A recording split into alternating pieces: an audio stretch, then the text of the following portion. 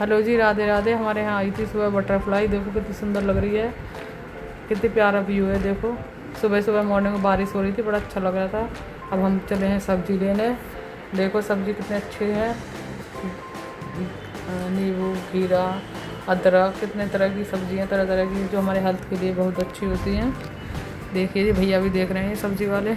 मैंने चोरी से बनाई है ये वीडियो देखिए। यहाँ से हम आलू लेते हैं। अब हम चल रहे हैं अपने घर आलू लेके। देखिए मैं तुम्हें दिखा रही हूँ अपने मंडी का नज़ारा। यहाँ से हम रोज़ सब्ज़ी लाते हैं, ताज़ा ताज़ा सब्ज़ी लेके आते हैं। हमें बड़ा अच्छा लगता है सुबह फ्रेश फ्रेश सब्ज़ी लेके चलो अपने घर में, सबको खिलाओ, कितना आनंद आता है। और हमारा घूमना भी हो जाता है। हम दूध भी ले आते हैं वहाँ से, गौशाला से। हमारे 3-4 काम हो जाते हैं।